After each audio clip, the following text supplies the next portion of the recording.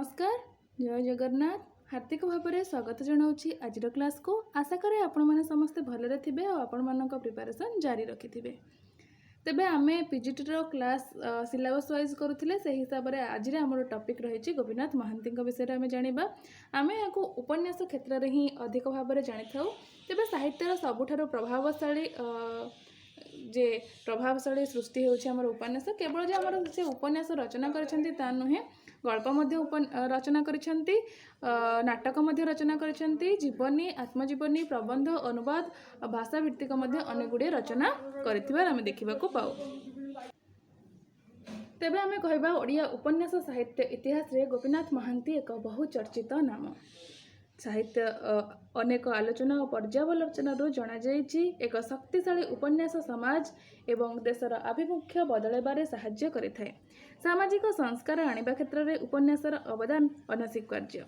ओडिया साहित्य जगतर स्वाधीनता पूर्व एवं परे अनेक औपन्यासिक तांकर कालजयी सृष्टि माध्यम समाज रे घटुथिबा विभिन्न घटना दुर्घटना को सामना करी निजर स्वातंत्र्य एवं व्यक्तित्व प्रतिष्ठा करिबारे सक्षम होइछन्ति। तेबे आमे कहिबा अर्धशताब्दी अधिक समय से निजको साहित्य सर्जन कार्य लिप्त रखी 50 रु अधिक उपन्यास गल्प पुस्तक रचना करिसेंती। दलित जनजाति ग्रामीण और सहर जीवन को नहीं तांकर उपन्यास गुड़िक सदा सर्वदा चर्चार केन्द्रबिंदु होई रहिछि। कथा साहित्य माध्यम से सर्वदा नूतन नूतन तत्व और ओडिया साहित्य को सफलतार सह आनिछन्ति। केतेबेले गांधीवादी दर्शन तो आउ केतेबेले मार्क्सवादी दर्शन द्वारा प्रभावित होई उपन्यास रचना करिछन्ति। केतेबेले मनस्तत्वर गभीर वर्णना तांको उपन्यास देखिबाकु मिलुथिला आउ बेले बेले समाजवादी दृष्टिभंगी उपन्यास कलेबर को से आच्छादित करथिले। तेबे आमे कहबा एई महान औपन्यासिक गाल्पिक तथा जीवनीकार आमे कहबा ए जन्मग्रहण करिसेंती 1914 मसीहा एप्रिल मास 20 तारिख रे कटकर नागबली जे काठजोड़ीर शाखा सितुआ नदी कूल थिबा नागबली ग्राम रे से गोटे अभिजात्य परिवार रे जन्मग्रहण करिसेंती। ठीक अच्छे आ तिथि कहबा वैशाख कृष्ण पक्ष एकादशी तिथि सोमवार दिन ही से जन्मग्रहण करिसेंती। पिता सूर्यमणि महांती एवं माता दुर्गावती देवींकर से कुलमंडन करिसेंती। पिता जितेबाला पूर्त विभाग में चाकरी करते सोनपुर और परवर्त समय चाकरी छाड़ी से सोनपुर राजा बारिक मिस्त्री विभाग मुख्य कर्मचारी भाव में जोग देइथिले। सोनपुर ही गोपीनाथ महांती तांकर विद्या आरंभ करथिले। 1930 मसीह से पाटना विश्वविद्यालय द्वितीय स्थान अधिकार करी मैट्रिकुलेशन पास करथिले। 1934 मसीह रेभेन्सा कॉलेज से इंग्राजी साहित्य रे ऑनर्स नहीं बीए पास करथिले। 1936 मसीह से इंग्राजी साहित्य रे एमए पास करथिले।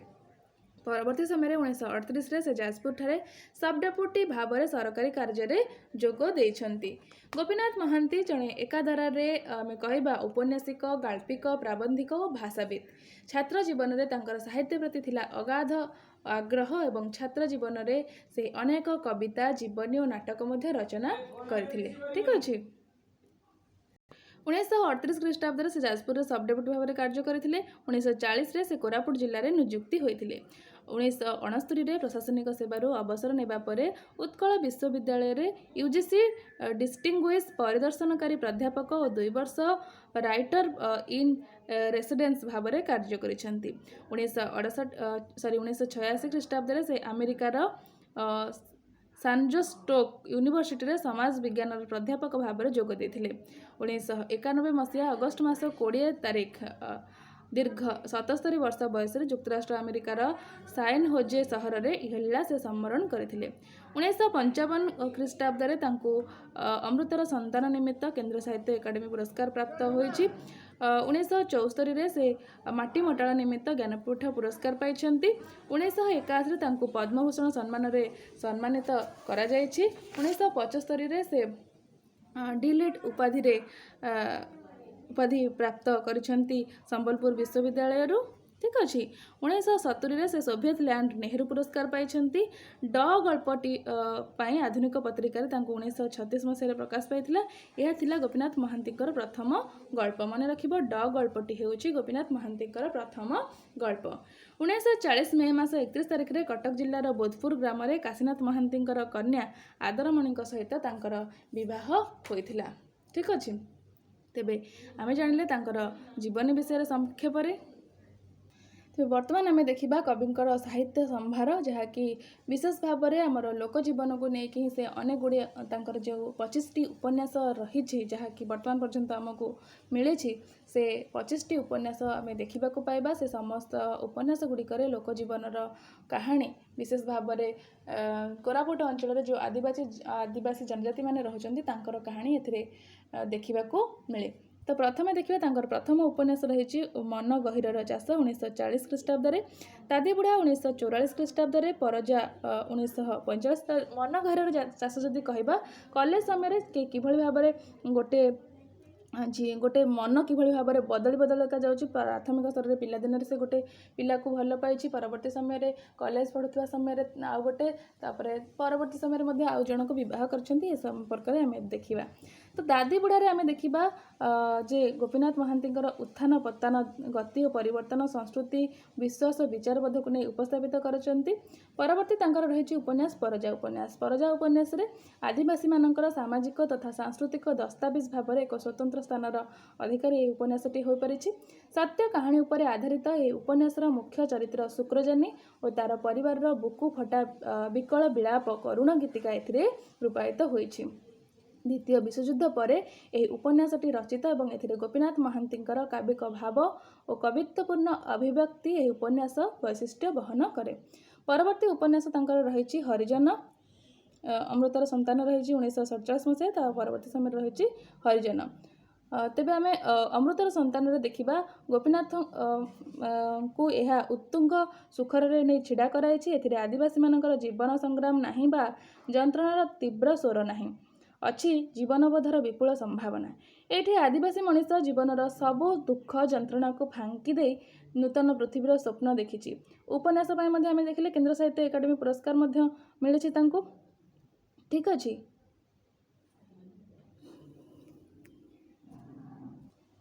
ଅନେକ ଘାତ ପ୍ରତିଘାତ, ଆର୍ଥିକ ସ୍ୱଚ୍ଛଳତା, ଜୀବନ ନିର୍ବାହ କରି ଗୋପୀନାଥ ପାଠ ପଢ଼ି ଚାକିରି କରିବା ଜୀବନ ଭିତରେ ଯେଉଁ ସଂଘର୍ଷ କରିଥିଲେ ଏବଂ ଏକ ଶୋଣିତ ଅବହେଳିତ ଜାତିକୁ ଅତି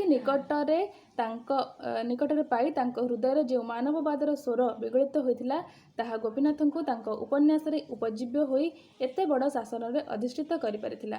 ଏହି ଅମୃତର ସନ୍ତାନ ଉପରେ ଇଣ୍ଡିଆନ୍ ଲିଟରାରୀ ରିଭ୍ୟୁରେ ଡକ୍ଟର ସତୀକାନ୍ତ ମହାପାତ୍ର ଏକ ଛୋଟ ନିବନ୍ଧରେ କହିଥିଲେ ଯେ ଅମୃତର ସନ୍ତାନ ହେଉଛି ଏକ ଏପିକ୍ ବା ମହାକାବ୍ୟ। ଏଥିରେ ପାଠକ ଲୁହର ଝରଣା ଭିତରେ ପାଠ ଆନନ୍ଦର ସ୍ୱାଦ। ଉପନ୍ୟାସଟି ଗଦ୍ୟକାବ୍ୟ କହିବା ସଙ୍ଗତ। ଲେଖକ ଏଇଠି ଶବ୍ଦରେ ଛବିଗୁଡ଼ିଏ ଆଙ୍କିଛନ୍ତି, ତା ସାଙ୍ଗରେ ଭରି ରହିଛି ବିପୁଳ ନାନ୍ଦନିକତା। ପ୍ରକୃତରେ କହିବାକୁ ଗଲେ ଅମୃତର ସନ୍ତାନ ଅମୃତ ଅନୁଭବ, ଆବେଦନ ଓ ଜୀବନର ଚିରନ୍ତନତା ଅଧିକ ମନଛୁଆଁ।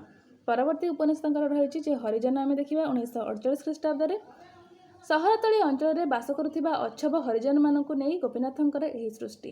ସମାଜ ଦୃଷ୍ଟିରେ ସହରତଳି ଅଞ୍ଚଳରେ ଏହି ମଣିଷମାନେ ପ୍ରଗତିଶୀଳ ସମାଜର ବିଶ୍ରବଣ ସଦୃଶ। ସହରରେ ଆଭିଜାତ୍ୟ ଶ୍ରେଣୀର ଲୋକମାନଙ୍କର ମେହନତମାନଙ୍କ ପ୍ରତି ଚାଲିଥିବା ଶୋଷଣ ଉପଭୋଗ ଲାଳସା ହିଁ ଉପନ୍ୟାସର ମୁଖ୍ୟ ବିଷୟବସ୍ତୁ। ପରବର୍ତ୍ତୀ ଉପନ୍ୟାସ ରହିଛି ତାଙ୍କର ଶରତ ବାବୁଙ୍କ ଗଳି 1950 ମସିହାରେ ରଚନା କରାଯାଇଛି। ଏହି ଉପନ୍ୟାସଟି ଗୋପୀନାଥ ବାବୁ ଆସ୍କାରେ ଥିବା ସମୟରେ ରଚନା କରାଯାଇଛି। ଏହା ଏକ କ୍ଷୁଦ୍ର ଉପନ୍ୟାସ ହେଲେ ହେଁ ଏଥିରେ ଔପନ୍ୟାସିକ ସହର ଜୀବନ ଉପରେ ଦୃଷ୍ଟି ପକାଇଛନ୍ତି। ଏହା ଏକ ପ୍ରକାର ହାସ୍ୟରସରେ ପରିପୂର୍ଣ୍ଣ ଉପନ୍ୟାସ କହିଲେ ଚଳେ, କାରଣ ସହର ଭିତରେ ଅନେକ ଗଳି ଓ ବିଭିନ୍ନ ଗଳିରେ କେତେବେଳେ ବିଭିନ୍ନ ଘଟଣା ଘଟିଥାଏ। ତାକୁ କିଏ କେମିତି ମାନସିକତାର ଗ୍ରହଣ କରେ ଏବଂ ଶେଷରେ ହାସ୍ୟାସ୍ପଦ ହେବାକୁ ପଡ଼େ, ତାହା ଔପନ୍ୟାସିକ ଏଠାରେ ପ୍ରକାଶ କରିଛନ୍ତି। ପରବର୍ତ୍ତୀ ଉପନ୍ୟାସ ତାଙ୍କର ରହିଛି ରାହୁର ଛାୟା 1952 ମସିହାରେ ରଚିତ ହୋଇଛି। ଏହା ଏକ ଅନ୍ତଃ ସଂଳାପଧର୍ମୀ ଉପନ୍ୟାସ। ଏହି ଉପନ୍ୟାସରେ ଚରିତ୍ରଗୁଡ଼ିକ ଔପନ୍ୟାସିକ ନିଜ ଅନୁଭୂତିରେ ଏବଂ କିଛି ବିଭିନ୍ନ କ୍ଷେତ୍ରରୁ ସଂଗ୍ରହ କରିଛନ୍ତି। ମନନଶୀଳତା, ଅନ୍ତର୍ଦ୍ୱନ୍ଦ୍ୱ ଓ ଚେତନା ପ୍ରବାହରେ ପ୍ରାଚୁର୍ଯ୍ୟତା ଏହି ଉପନ୍ୟାସରୁ ମିଳେ। ଏହା ଏକ ପ୍ରକାର ଆତ୍ମଜୀବନୀ ବା ଡାଏରୀ କୁହାଯାଇପାରେ। ପରବର୍ତ୍ତୀ ଉପନ୍ୟାସ ରହିଛି ତାଙ୍କର ଦୁଇ ପତ୍ର 1954 ଖ୍ରୀଷ୍ଟାବ୍ଦରେ ରହିଛି। ଠିକ୍ ଅଛି। ତ ଏଥିରେ ଆମେ ଏଇ ଦୁଇ ପତ୍ରରେ ଦେଖିବାକୁ ପାଇବା ଯେ ଆମର କେଉଟମାନଙ୍କର ଅଭୂତପୂର୍ବ ତ୍ୟାଗ ଏବଂ ସମ୍ବାଦପତ୍ରରେ ସମ୍ପାଦକ ଅଜିତ ବାବୁଙ୍କର ସମ୍ପାଦକୀୟ ଉପନ୍ୟାସଟି ଗତିଶୀଳ। କହିବାକୁ ଗଲେ ଦୁଇପତ୍ର ଉପନ୍ୟାସର ପ୍ରଥମ ପତ୍ରଟି କ୍ରମଶଃ ସବୁଜିମା ହଜେଇ ନିଷ୍ପର୍ଭ ହୋଇ ଝରିପଡ଼ିଛି। ଦ୍ୱିତୀୟ ପତ୍ରଟି ବୃନ୍ତଚ୍ୟୁତ ନ ହୋଇ ମାନବୀୟ ସବୁଜିମାରେ ଚିରହରିତ ଓ ପ୍ରାଣ ସ୍ପନ୍ଦନରେ ହଲ୍ଲୋଳିତ ହୋଇଉଠିଛି। ପରବର୍ତ୍ତୀ ଉପନ୍ୟାସ ରହିଛି ତାଙ୍କର ସପନମାଟି 1954 ଖ୍ରୀଷ୍ଟାବ୍ଦରେ। ଏହି ଉପନ୍ୟାସଟି ଆସ୍କାରେ ଥିବାବେଳେ 1948 ମସିହାରେ ଗୋପୀନାଥ ବାବୁ ଲେଖିଥିଲେ। ସମାଜର ଶ୍ରେଣୀ ସଂଘର୍ଷ, ଗଣତାନ୍ତ୍ରିକ ମୂଲ୍ୟବୋଧର ଅବକ୍ଷୟ, ନେତାମାନଙ୍କର ପ୍ରତାରଣା, ହିଂସାତ୍ମକ କାର୍ଯ୍ୟକଳାପ ପ୍ରଭୃତିକୁ ନେଇ ଏହି ଉପନ୍ୟାସଟି ରଚିତ ହୋଇଛି। ନିଜ ଜୀବନର ସମସ୍ତ ଆଦର୍ଶକୁ ନେଇ ଉପନ୍ୟାସଟି ଗତିଶୀଳ କରିଛନ୍ତି। ପରବର୍ତ୍ତୀ ନାଟକ ତାଙ୍କର ଉପନ୍ୟାସ ରହିଛି ଦାନାପାଣି। ଦାନାପାଣିଟି 1955 ମସିହାରେ ରଚିତ ହୋଇଛି। ତେବେ ଆମେ ଏ ଯେଉଁ ଦାନାପାଣି ଉପନ୍ୟାସଟି ଦେଖିବା 1955ରେ ରଚିତ ହୋଇଛି। ଏହା ଏକ ଚର୍ଚ୍ଚିତ ଉପନ୍ୟାସ। ଆଧୁନିକ ମଣିଷର ଜୀବନ କିପରି ସଂଘର୍ଷମୟ, ବିଶେଷ କରି ଚାକିରିଆର ଜୀବନ କିପରି ନିଜର ପଦୋନ୍ନତି ପାଇଁ ଅନ୍ୟ ନିକଟରେ ନିଜର ସର୍ବସ୍ୱ ସମର୍ପି ଦେଇଥାଏ, ତାର ସୁନ୍ଦର ଆଲେଖ୍ୟ ଏଥିରେ ବାଢ଼ିଛନ୍ତି ଔପନ୍ୟାସିକ ଗୋପୀନାଥ ମହାନ୍ତି। ଏହା ଔପନ୍ୟାସିକଙ୍କର ସମସ୍ତ ସୃଷ୍ଟି ମଧ୍ୟରେ ଏକ ସୌନ୍ଦର୍ଯ୍ୟ ମଣ୍ଡିତ ସୁରଭିତ କୁସୁମ ସଦୃଶ। ଏଥିରେ ସ୍ରଷ୍ଟାଙ୍କର ମହତ୍ତ୍ୱ ଆହୁରି ସୁଦୂର ପ୍ରସାରୀ ହୋଇପାରିଛି। ଏହା ଏକ ସାମ୍ପ୍ରତିକ ପ୍ରୟୋଗବାଦୀ ଜୀବନର ସମ୍ପର୍କରେ ରୂପଚିତ୍ର ଅଙ୍କନ କରିବା ସଙ୍ଗେ ସଙ୍ଗେ ବିଂଶ ଶତକର ଉପନ୍ୟାସ ସୃଷ୍ଟି ଓ ପ୍ରଗତିର ରାଜଦାଣ୍ଡରେ ମାଇଲଖୁଣ୍ଟ ସଦୃଶ ହୋଇ ଆଜି ବି ରହିଛି। ପରବର୍ତ୍ତୀ ଉପନ୍ୟାସ ଦେଖିବା। ପରବର୍ତ୍ତୀ ଉପନ୍ୟାସ ତାଙ୍କର ହେଉଛି ଶିବଭାଇ। ଶିବଭାଇ ମଧ୍ୟ 1955ରେ ରଚିତ ହୋଇଛି। ଏହା ଏକ କ୍ଷୁଦ୍ର ଉପନ୍ୟାସ।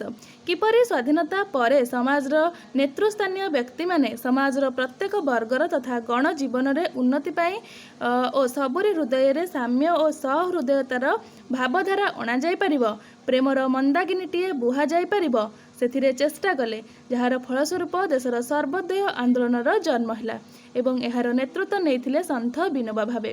ରାୟଗଡ଼ଠାରୁ 14 କିଲୋମିଟର ଦୂର ଉତ୍ତର ଦିଗରେ ପଡ଼େ ଡୁଡୁଗୁଡ଼ା ଗାଁ। ଶିବକନ୍ଧ ଏହି ଗାଁର ମୁଖିଆ ନନ୍ଦକନ୍ଧର ଜ୍ୱାଇଁ। ଶିବକନ୍ଧର ପାରିବାରିକ କାହାଣୀକୁ ନେଇ ଉପନ୍ୟାସଟି ଜୀବନ୍ତ ହୋଇ ଉଠିଛି ଏବଂ ଏକ ଦୁଃଖଦ ଘଟଣା ଶିବକନ୍ଧ ବାଘର ଶିକାର ହୋଇ ମୃତ୍ୟୁବରଣ କରିଛି, ଏହା ଜାଣିବା ପରେ ପରିବାରର ସମସ୍ତ ସଦସ୍ୟ ଏକାଠି ହୋଇ କାନ୍ଦିବା ଏହି ଉପନ୍ୟାସ ଭିନ୍ନ ସ୍ୱାଦର କାହାଣୀ ଅଟେ। ପରବର୍ତ୍ତୀ ଉପନ୍ୟାସ ତାଙ୍କର ରହିଛି ଅପହଞ୍ଚ। 1961 ମସିହାରେ ରଚିତ ହୋଇଛି। ଏହି ଉପନ୍ୟାସଟି ଜଣେ ଶିକ୍ଷିତ ଆଦିବାସୀ କନ୍ଧର ଜୀବନଚିତ୍ର ହିଁ କଥାବସ୍ତୁ। ମେଲାବାଡ଼ିର ବୀମା କନ୍ଧର ପୁଅ ବୀମା କନ୍ଧର ଉତ୍ଥାନ ପତନ ଓ ତାର ମାନସିକ ପରିବର୍ତ୍ତନର ଏକ ନୂଆ ଛଳନାହୀନ ସମାଜ ଗଠନର ସୂଚନା ଦେବା ସଙ୍ଗେ ସଙ୍ଗେ ଲେଖକ ଗୋପୀନାଥ ନିଜେ ଜଣେ ସମାଜ ସଂସ୍କାରକ ଭାବେ ନିଜକୁ ଉଭା କରାଇଛନ୍ତି। ଅପହଞ୍ଚ ଅର୍ଥାତ୍ ଯାହା ସହଜରେ ସୁଲଭ ପ୍ରାପ୍ୟ ନୁହେଁ, ବୀମା କନ୍ଧ ପକ୍ଷରେ କିନ୍ତୁ ସର୍ବଶେଷରେ ପ୍ରାପ୍ତ ହୋଇଛି କିପରି, ତାହା ଔପନ୍ୟାସିକ ଗୋପୀନାଥ ଅତି ଚମତ୍କାର ଭାବରେ କାହାଣୀଟିକୁ ସଜାଇ ଶବ୍ଦର ଯାଦୁକରିତାରେ ରଚନା କରିଛନ୍ତି। ପରବର୍ତ୍ତୀ ଉପନ୍ୟାସ ତାଙ୍କର ରହିଛି ଲୟବିଲୟ। 1961 ମସିହାରେ ରଚନା ହୋଇଛି। ଏହା ଏକ କ୍ଷୁଦ୍ର ଉପନ୍ୟାସ ହେଲେ ମଧ୍ୟ ଔପନ୍ୟାସିକ ଏଥିରେ ସମୁଦ୍ରର ବର୍ଣ୍ଣନା ଅତି ଚିତ୍ତାକର୍ଷକ ଭାବରେ କରିଛନ୍ତି। ସୂର୍ଯ୍ୟ ଉଦୟଠାରୁ ଅସ୍ତ ଏବଂ ଅସ୍ତଠାରୁ ଉଦୟ ପର୍ଯ୍ୟନ୍ତ ସମୟର କଳନା ନାହିଁ ବୋଲି ଗୋପୀନାଥ ବର୍ଣ୍ଣନା କରିଛନ୍ତି। ସମୁଦ୍ରର ଏଭଳି ବର୍ଣ୍ଣନା ନିଆରା, ଯାହା ବିଶ୍ୱ ସାହିତ୍ୟରେ ବିରଳ। ଓଡ଼ିଆ ଜାତିର ସ୍ୱାଭିମାନକୁ ଏହି ଉପନ୍ୟାସଟି ମହାମଣ୍ଡିତ କରିଛି। କଲିକତା ଶିଳ୍ପନଗରୀରେ ପାରାଭାଡ଼ି ଭିତରେ ଅଣନିଶ୍ୱାସୀ ହୋଇ ଜୀବନ ବିତାଉଥିବା ତରୁଣ ରାୟ ପରିବାର 3 ଦିନ ପାଇଁ ପୁରୀ ଆସି ଶ୍ରୀ ଜଗନ୍ନାଥଙ୍କୁ ଦର୍ଶନ କରିବା, ସମୁଦ୍ରକୂଳ ପରିଭ୍ରମଣ କରିବା ଭିତରେ ତରୁଣ ରାୟଙ୍କ କଣ୍ଠରେ ତାଙ୍କ ପତ୍ନୀ କାନ୍ତିମୟୀଙ୍କ କଣ୍ଠରେ ତ କେତେବେଳେ ନିଜ କଣ୍ଠରେ ସମୁଦ୍ରର ସଙ୍ଗୀତ ଗାନ କରିଛନ୍ତି। ସମୁଦ୍ରକୁ ତନ୍ମୟ ହୋଇ ଚାହିଁ ଚାହିଁ ପାହାଡ଼ର ଜଙ୍ଗଲ ବର୍ଣ୍ଣନାରେ ଔପନ୍ୟାସିକ ଗୋପୀନାଥ ଯେପରି ଚମକ ସୃଷ୍ଟି କରିଛନ୍ତି, ସମୁଦ୍ର ବର୍ଣ୍ଣନାରେ ମଧ୍ୟ ବିସ୍ମୟ ସୃଷ୍ଟି କରିଛନ୍ତି ଏହି ଉପନ୍ୟାସଟି ମାଧ୍ୟମରେ। ପରବର୍ତ୍ତୀ ଉପନ୍ୟାସ ତାଙ୍କର ରହିଛି ଯେ ତନ୍ତ୍ରିକାର 1963 ଖ୍ରୀଷ୍ଟାବ୍ଦରେ। ପରବର୍ତ୍ତୀ ଉପନ୍ୟାସ ରହିଛି ମାଟିମଟାଳ 1964 ଖ୍ରୀଷ୍ଟାବ୍ଦରେ। ଔପନ୍ୟାସ ଗୋପୀନାଥ ମହାନ୍ତିଙ୍କର ବିପୁଳକାୟ ସୃଷ୍ଟି ହେଉଛି ଏହି ମାଟିମଟାଳ। ଓଡ଼ିଆ ସାହିତ୍ୟରେ ଥିବା ବିସ୍ତୃତ ଉପନ୍ୟାସମାନଙ୍କ ମଧ୍ୟରୁ ଏହି ଉପନ୍ୟାସଟି ବିସ୍ତୃତତମ। ମାଟିର ମୋହ ଔପନ୍ୟାସିକ ଗୋପୀନାଥଙ୍କୁ ଆଚ୍ଛାଦିତ କରି ରଖିଛି। ଏଥିରେ ମାଟି ମଟାଳପଣ ଓ ମାନବ ଚେତନାର ଗଭୀର ଅନ୍ତଃସ୍ଥଳ ଖୁବ୍ ସୁନ୍ଦର ଭାବରେ ବର୍ଣ୍ଣିତ ହୋଇଛି।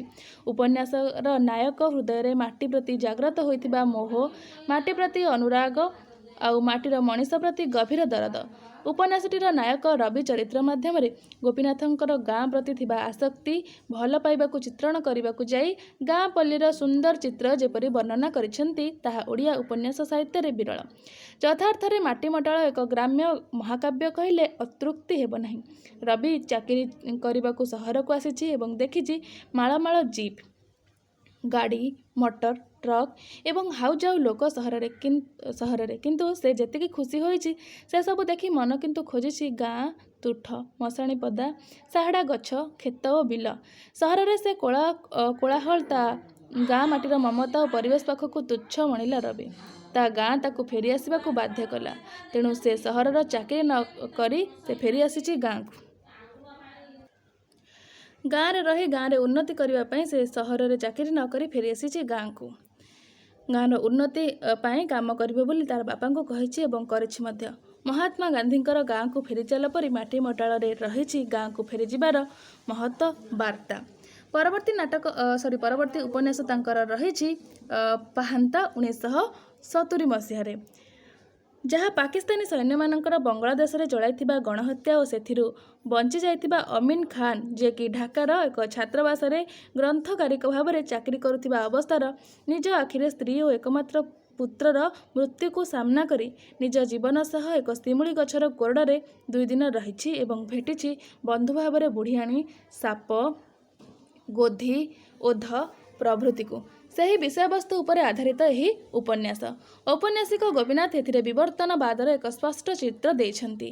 ଶେଷରେ ନାଲି ମୁରୁଜ ବୁଣିଦେଇ ଚହଟ ଆସୁଥିବା ନୂଆ ପାହାନ୍ତାର ସେ ନିଜର ସ୍ଥିତି ଜାଣିପାରିଛନ୍ତି। ନାୟକ ଅମିନ ଖାଁ କିପରି ବଞ୍ଚିବ, ନିଜ ମାଟିକୁ ସ୍ୱାଧୀନ କରିବ, ଏକ ନୂତନ ସମାଜ ଗଠନ କରିବ ଏବଂ ଦେଖିବ ନୂଆ ସୂର୍ଯ୍ୟୋଦୟର ସ୍ୱପ୍ନ ଦେଖିବାର ପଣ ନେଇଛି, ତାହା ଔପନ୍ୟାସିକ ଖୁବ୍ ସୁନ୍ଦର ଭାବରେ ବର୍ଣ୍ଣନା କରିଛନ୍ତି। ପରବର୍ତ୍ତୀ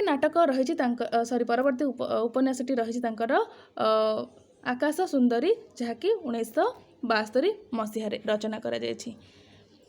ତେବେ ଆମେ କହିବା ଔପନ୍ୟାସିକ ଗୋପୀନାଥ ଏହି ଯେଉଁ ଉପନ୍ୟାସରୁ ସ୍ଥିତିବାଦରୁ ରହସ୍ୟବାଦ, ଇନ୍ଦ୍ରିୟରୁ ଅତୀନ୍ଦ୍ରିୟ ଚେତନା, ଦେହରୁ ଦେହାତୀତର ଉନ୍ମେଷ ବର୍ଣ୍ଣନା କରିଛନ୍ତି। ପରବର୍ତ୍ତୀ ତାଙ୍କର ଉପନ୍ୟାସଟି ରହିଛି ଅନଳନଳ 1973 ଖ୍ରୀଷ୍ଟାବ୍ଦରେ। ଏହା ଏକ କ୍ଷୁଦ୍ର ଉପନ୍ୟାସ। ଉପନ୍ୟାସଟିର ନାୟିକା ସୁନ୍ଦରୀ, ଈଶ୍ୱର ବିଶ୍ୱାସୀ ସୁନ୍ଦରୀ କେବଳ ଠାକୁରଙ୍କୁ ପ୍ରାର୍ଥନା କରୁଥିଲା ସବୁଦିନ, ଏହି ଜୀବନ ମୋର ରହିଥାଉ ସବୁଦିନ। କିନ୍ତୁ ତାର ପରିପୂର୍ଣ୍ଣ ଜୀବନରେ ଗୋଟିଏ ପରେ ଗୋଟିଏ ଦୁଃଖ ଆସିଛି। ସ୍ୱାମୀ ଓ 2 ପୁତ୍ରର ମୃତ୍ୟୁ ପରେ ତାର ସଞ୍ଚିତ ଅର୍ଥ, ଗହଣାଗାଣ୍ଠି, ପ୍ରୋଭିଡେଣ୍ଟ ଫଣ୍ଡ, ଇନ୍ସୁରାନ୍ସ ଟଙ୍କା ହାତେଇବାକୁ ଶାଶୁଘର ଲୋକଙ୍କ ଚକ୍ରାନ୍ତ କବଳରୁ ଖସି ଆସି ନର୍ସିଂ ଚାକିରି ପରେ ବାପାଙ୍କ ମୃତ୍ୟୁ ପରେ ସାନ ପୁଅକୁ ଧରି ଏକ ଭଡ଼ା ଘରେ ରହି ଯେଉଁ ଜୀବନ ଜିଇଛି ତାର ଅନ୍ତଃସଳାପ ଓ ଅସ୍ତିତ୍ୱବାଦିତାକୁ ନେଇ ଉପନ୍ୟାସଟି ଆକର୍ଷଣକୁ ପାଠକ ହୃଦୟକୁ ନେଇ ଆସେ। ପରବର୍ତ୍ତୀ ଉପନ୍ୟାସ ରହିଛି ମନର ନିଆଁ 1979 ଖ୍ରୀଷ୍ଟାବ୍ଦରେ। ଏହା ଏକ କ୍ଷୁଦ୍ର ଉପନ୍ୟାସ। ଏହି ଉପନ୍ୟାସରେ ନାୟକ ହେଉଛନ୍ତି ଜଣେ ଅବିବାହିତ ଯୁବକ। ସେ ଜଣେ ଡାକ୍ତର ଏବଂ ତାଙ୍କ ନାଁ ଗେଣ୍ଡୁ। ଉପନ୍ୟାସର ନାୟିକା ଝୁନି, ଯିଏକି ଅତି ସୁନ୍ଦର। ଏହି ଉପନ୍ୟାସରେ ଏକ ପ୍ରେମ କାହାଣୀକୁ ନେଇ ରଚିତ ହୋଇଥିଲେ ମଧ୍ୟ ପ୍ରେମିକ ଜୀବନରେ 3 ଜଣ ନାୟିକା ଆସିଛନ୍ତି। ସେମାନେ ନାୟକର ମନରେ ନିଆଁ ଭରି ଦେଇଛନ୍ତି। ନାୟିକା ଭାନୁମତୀ, ପ୍ରୀତି ଆଉ ଝୁନି। ଏ 3 ଜଣଙ୍କ ମଧ୍ୟରୁ ସେ କାହାରିକୁ ପାଇପାରି ନାହାନ୍ତି। ଔପନ୍ୟାସିକ ଗୋପୀନାଥ ଜଣେ ଅବିବାହିତ ଯୁବକର ଅନ୍ତର୍ଭୁକ୍ତ ମନକୁ ଉପନ୍ୟାସରେ ପ୍ରତିଫଳିତ କରିଛନ୍ତି। ତେଣୁ ପାଠକ ଓ ଆଲୋଚକଙ୍କ ମତରେ ଏହି ଉପନ୍ୟାସଟି ଭାବରାଜ୍ୟର ଆତୁର ଉଦ୍ବେଳନ ଯୋଗୁଁ ମନର ନିଆଁ ଉପନ୍ୟାସଟି ଅଧିକ ଚେତନା ପ୍ରବାହୀ ହୋଇ ଉଠିଛି। ପରବର୍ତ୍ତୀ ତାଙ୍କର ଉପନ୍ୟାସ ରହିଛି ଦିଗ ଦିହୁଡ଼ି, 1979 ମସିହାରେ ରଚନା କରିଛନ୍ତି। ଏହି ଉପନ୍ୟାସଟିରେ ନାୟିକା ହେଉଛି ରମା। ନୂତନ ସମାଜ ଗଢ଼ା ସ୍ୱପ୍ନ ପରକୁ ଆପଣେଇବାର ଆତୁରତା ନାୟିକା ରମାକୁ କରିଦେଇଛି ଏକ ଆଲୋକବର୍ତ୍ତିକା ଜ୍ୱଳନ୍ତା ଦିହୁଡ଼ି। ଏକ ସୁନ୍ଦର ସମ୍ଭାବନାମୟ ପୃଥିବୀ ପରିକଳ୍ପନା ହିଁ ଦିଗ ଦିହୁଡ଼ି ଉପନ୍ୟାସର ଅନ୍ତଃସ୍ୱର। ନାୟିକା ରମା ବିବାହ ପରେ ବୈଧବ୍ୟ ଯନ୍ତ୍ରଣାର ଶିକାର ହେବା, ବାପଘରେ ଯାଇ ରହି ଗ୍ରାମ ସେବିକା ହେବା, ନିଜର ସୁକର୍ମ ବଳି ପାଇଁ ପ୍ରଶଂସାର ପାତ୍ରୀ ହେବା ଓ ଚାପରେ ପଡ଼ି ଆଶ୍ରମରେ ନିଜ ସନ୍ତାନ ସହିତ ରହି ସେବା କରିବା, ପୁନଶ୍ଚ ବିବାହ ପାଇଁ ରାଜି ନ ହେବା ଆଦି ଭିତରେ ଗତିଶୀଳ ହୋଇଛି ଏହି ଉପନ୍ୟାସଟିଏ। ପରବର୍ତ୍ତୀ ଉପନ୍ୟାସ ତାଙ୍କର ରହିଛି ବୁନ୍ଦାଏ ପାଣି 1988 ଖ୍ରୀଷ୍ଟାବ୍ଦରେ ରଚିତ ହୋଇଛି। ଏହା ମଧ୍ୟ ଏକ କ୍ଷୁଦ୍ର ଉପନ୍ୟାସଟିଏ। ଏହି ଉପନ୍ୟାସଟିର ନାୟକ ହେଉଛନ୍ତି ବିନୋଦ। ସେ ଥିଲେ ସ୍ୱାଧୀନଚେତା ଓ ସ୍ୱାଭିମାନୀ ଓ ସ୍ପଷ୍ଟବାଦୀ ସରକାରୀ କର୍ମଚାରୀ। ପରିବାର ସହ ଗୋଟିଏ ଛୋଟ କୋଠାଘରେ ରୁହନ୍ତି। ଚାକିରି ଜୀବନରେ ରାଜନୈତିକ ବ୍ୟକ୍ତିବିଶେଷଙ୍କର ଚାଟୁକାରିତା ନ କଲେ କିପରି ସମସ୍ତ ଦକ୍ଷତା ଥାଇ ମଧ୍ୟ ପଦୋନ୍ନତି ମିଳେ ନାହିଁ, ତାହାର ଏକ ନଗ୍ନ ଉଦାହରଣ ଔପନ୍ୟାସିକ ଏହି ନାୟକରେ ଫୁଟାଇଛନ୍ତି।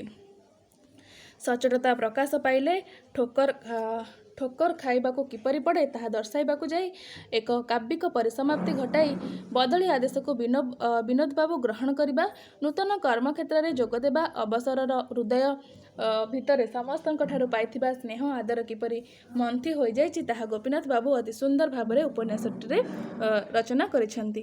ପରବର୍ତ୍ତୀ ଉପନ୍ୟାସ ତାଙ୍କର ରହିଛି କିଛି କହିବାକୁ ଚାହେଁ 1989 ଖ୍ରୀଷ୍ଟାବ୍ଦରେ। ଏଥିରେ ନାୟକ ସତୁ କକେଇ।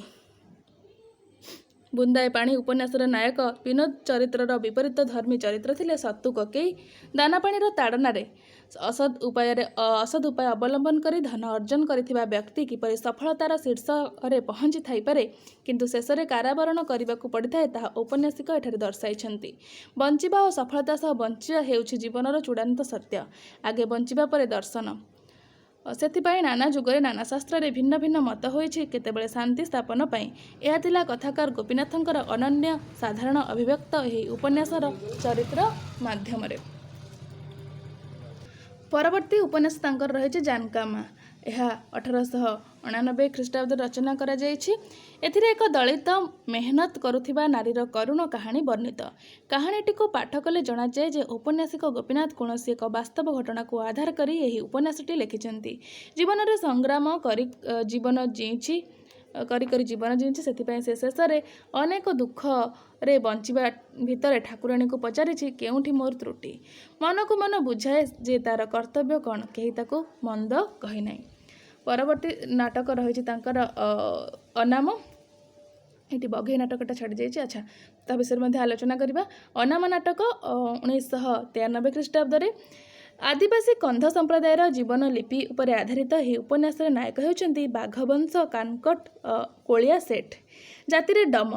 ଭୂମିହୀନ କୁସୁମଗଡ଼ାର ଆଦିବାସୀ। ଭୋକ ଉପାସରେ କାମଧନ୍ଦା ନ ପାଇ ଦିନ କାଟିଛି। ତେଣୁ କନ୍ଧମାନଙ୍କ ଉଦାରପଣ ଓ ଆତିଥ୍ୟ ପରାୟଣତା ଗୁଣ ଉପରେ ତାର ଧାରଣା ଥିବାରୁ ସେ କନ୍ଧ ରାଜ୍ୟ ଯାତ୍ରା କରିଛି ଏବଂ ସେଠାରେ ସେମାନଙ୍କ ସରଳତାର ସୁଯୋଗ ନେଇଛି, ଶୋଷଣ କରିଛି। ବିଭିନ୍ନ କ୍ଷେତ୍ରରେ କିପରି କନ୍ଧମାନେ ବିପର୍ଯ୍ୟସ୍ତ ହୋଇଛନ୍ତି ତାର ନିଖୁଣ ଚିତ୍ର ଏହି ଉପନ୍ୟାସ ମାଧ୍ୟମରେ କଥାକାର ଦର୍ଶାଇଛନ୍ତି। ଏଥିରେ କନ୍ଧ ଓ ଡମ ସମାଜର ସଂଘର୍ଷର ଚିତ୍ର ଆମେ ଦେଖିବାକୁ ପାଇବା। ତାଙ୍କର ଅନ୍ୟ ଏକ ଉପନ୍ୟାସ ଥିଲା ବଘେଇ 1976 ମସିହାରେ ରଚନା ହୋଇଥିଲା। ଏହି ଉପନ୍ୟାସଟିରେ ଆଦିବାସୀ ଜୀବନ ସମ୍ପର୍କ ଭିତ୍ତିକ ଏକ ଶିକାର ଗଳ୍ପ। ଏହି ଉପନ୍ୟାସଟି ଦୁଇଟି ମୁଖ୍ୟ ଚରିତ୍ର ହେଉଛନ୍ତି ଗାଁ ମୁଣ୍ଡିଆଳ ଧ୍ରୁବ ସିଂ ଆଉ ଧନୁ ପଣ୍ଡିତ। ଉଭୟ 65 ବୟସର ବୃଦ୍ଧ। ଉପନ୍ୟାସଟିରେ ବର୍ଣ୍ଣିତ ଭୂମିଟି ହେଉଛି ଏକ ଉପତ୍ୟକା। ଏହାର ଠାଏ ଠାଏ ଚାଷ ଜମି, ଠାଏ ଠାଏ ଗୁଡ଼ା ବା ବସ୍ତି। ସବୁଯାକ ବସ୍ତି ମିଶି ଅଞ୍ଚଳଟିର ନାଁ ହୋଇଛି ଲେଣ୍ଡେଗାଁ। ଲେଣ୍ଡେଗାଁର ବିଶେଷତ୍ୱ ଥିଲା ଯେ ଏ ଗାଁକୁ କେବେ ବାଘ ଆସିନି, କିନ୍ତୁ ଦିନେ ଗାଁକୁ ବାଘ ଆସିଛି। ବାଘ କବଳରୁ ଗାଁ ଲୋକଙ୍କୁ ରକ୍ଷା କରିବା ପାଇଁ ଧନୁ ପଣ୍ଡିତଙ୍କୁ ବ୍ରାହ୍ମଣୀ ଦେବୀ ଲାଗିଲେ। ବାଘକୁ ଘଉଡ଼ାଇବା ପାଇଁ ବଣ ଭିତରେ ଗାଁ ଲୋକମାନେ ବାଟବଣା ହୋଇଛନ୍ତି। ଧ୍ରୁବ ସିଂଙ୍କୁ ବାଘ ଖାଇଯାଇଛି। ଧନୁ ପଣ୍ଡିତଙ୍କ ବାରହା ଆକ୍ରମଣରେ ଗୋଡ଼ ଭାଙ୍ଗିଛି। ପରେ ପରେ ବାଘୁଣୀ ଓ ବାରହା ପରସ୍ପର ସଂଘର୍ଷ କରି ଗୋଟିଏ କୂଅରେ ପଡ଼ିଯାଇଛନ୍ତି। ତେବେ ଆମେ କହିବା ସରଳ ବିଶ୍ୱାସପଣକୁ ଏଥିରେ ଉପନ୍ୟାସିକ ଦୋହରାଇଛନ୍ତି, କାରଣ ଆଦିବାସୀମାନେ ବାଘ ମାରନ୍ତି ନାହିଁ। ସେମାନେ ମନେ ମନେ ସମ୍ବୋଧି କହିଛନ୍ତି, ଆରେ ଭାଇ ଭାଇ, ଚେହେରା ସିନା ଭିନ୍ନେ କିନ୍ତୁ ତୁମେ ବଡ଼, ତୁମଠି କେଡ଼େ ବପୁ କେଡ଼େ ଗୁଣ, ସେଇଥିପାଇଁ ଆମେ ତୁମକୁ ପୂଜା କରୁ। ତେବେ ଆମେ କହିବା ଏଥିରେ ଆଦିବାସୀମାନଙ୍କର ସରଳ ଜୀବନ ସଂଘର୍ଷ ଓ ଅସହାୟତାର ଜୀବନ୍ତ ଉଦାହରଣ ଦେଇଛନ୍ତି ଔପନ୍ୟାସିକ।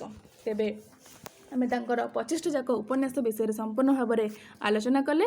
ତେବେ ଆମେ ଦେଖିବା ତାଙ୍କର ଗଳ୍ପ ସବୁ କ'ଣ କ'ଣ ରହିଛି। ତେବେ ଦେଖ, ତାଙ୍କର ଗଳ୍ପ ରହିଛି ଘାସର ଫୁଲ 1951 ମସିହାରେ, ପୋଡ଼ା କପାଳ 1951 ମସିହାରେ, ନବବଧୂ 1952, ଛାଇ ଆଲୁଅ 1956 ମସିହାରେ, ରଣଧନ୍ଦୋଳ 1963, ଗୁପ୍ତଗଙ୍ଗା 1967, ନାଁ ମନେ ନାହିଁ 1968, ଉଡ଼ନ୍ତା ଖଇ 1971, ସରସଜ୍ଜା 1992, 3 କାଳ 1992, 7-5 1989, ବାଟବନ୍ଧା ଅନ୍ୟାନ୍ୟ ଗଳ୍ପ 2005, ସୋଫା ଗାତା ଓ ଅନ୍ୟାନ୍ୟ ଗଳ୍ପ 2007। ତାଙ୍କର 2ଟି ନାଟକ ମଧ୍ୟ ରହିଛି, ମୁକ୍ତି ପଥେ 1937 ମସିହାରେ, ଦିନ ଦ୍ୱିପହରେ 1937 ମସିହାରେ, ମହାପୁରୁଷ 1985 ମସିହାରେ। ଆଉ ତାଙ୍କର ଆତ୍ମଜୀବନୀ ମଧ୍ୟ ରହିଛି। ଆତ୍ମଜୀବନୀର 4ଟି ଭାଗ ରହିଛି। ସ୍ରୋତ ଶ୍ରୋତି ତାଙ୍କ ଆତ୍ମଜୀବନୀର ନାଁ। ସେଭଳି ତାଙ୍କର ଜୀବନୀ ମଧ୍ୟ ରହିଛି। ଦୀପମ୍ ଜ୍ୟୋତି 1965 ଖ୍ରୀଷ୍ଟାବ୍ଦରେ, ଉତ୍କଳମଣି 1967 ଖ୍ରୀଷ୍ଟାବ୍ଦରେ, ଧୂଳିମାଟି ସନ୍ଥ 1985 ଖ୍ରୀଷ୍ଟାବ୍ଦରେ, ଯାହାକି ଗୋପବନ୍ଧୁ ଚୌଧୁରୀଙ୍କୁ ନେଇକି ରଚନା କରାଯାଇଛି।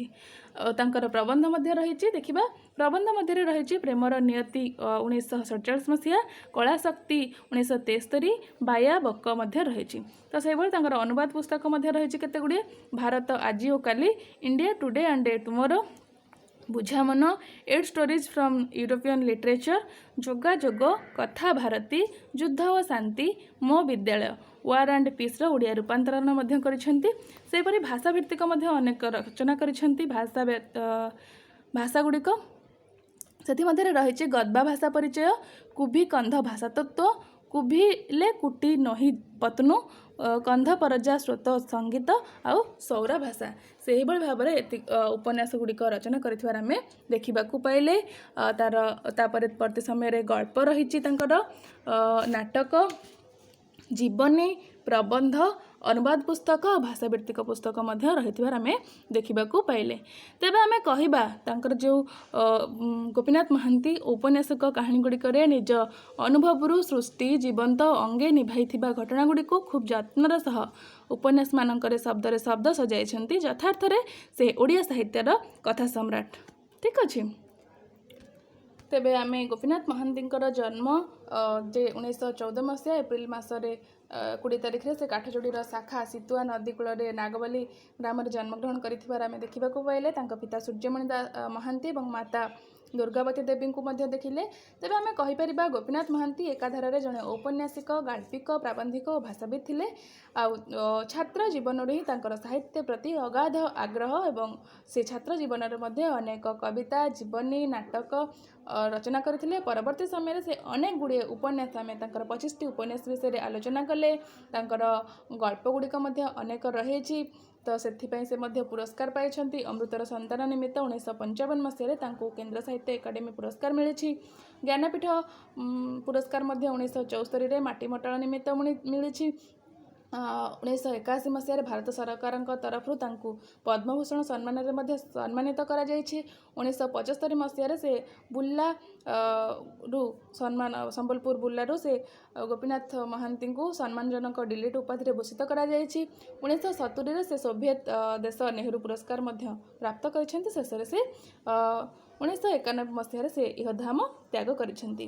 ତେବେ ଆଶା କରେ ଆଜି ଆମେ ଯେଉଁ କଥାକାର ଗୋପୀନାଥ ମହାନ୍ତିଙ୍କ ବିଷୟରେ ଆଲୋଚନା କରୁଥିଲେ ଆପଣମାନଙ୍କୁ ସମସ୍ତଙ୍କୁ ଭଲ ଲାଗିଥିବ ଆଉ ଆପଣମାନଙ୍କୁ ଏ କ୍ଲାସ୍ଟି ବହୁତ ହେଲ୍ପଫୁଲ୍ ହେବ ବୋଲି ମୋର ଆଶା। ଯଦି ଆପଣମାନଙ୍କୁ ମୋ କ୍ଲାସ୍ ଭଲ ଲାଗୁଥାଏ ତେବେ କମେଣ୍ଟ କରିବାକୁ ଆଦୌ ଭୁଲିବେନି, ଲାଇକ୍ କରିବେ କ୍ଲାସ୍ଟିକୁ ଏବଂ ଯଦି ଆପଣମାନଙ୍କ ମଧ୍ୟରୁ କିଏ ବି ମୋ କ୍ଲାସ୍ରେ ନୂଆ ଅଛନ୍ତି ତେବେ ଚ୍ୟାନେଲଟିକୁ ସବସ୍କ୍ରାଇବ୍ କରନ୍ତୁ। ପାଖରେ ଥିବା ବେଲ୍ ଆଇକନ୍କୁ ପ୍ରେସ୍ କରନ୍ତୁ, ଯାହାଦ୍ୱାରା ମୁଁ ପୋଷ୍ଟ କରୁଥିବା ପ୍ରତ୍ୟେକଟି ଭିଡ଼ିଓର ନୋଟିଫିକେସନ୍ ଆପଣଙ୍କୁ ପ୍ରଥମେ ମିଳିଯାଇପାରିବ।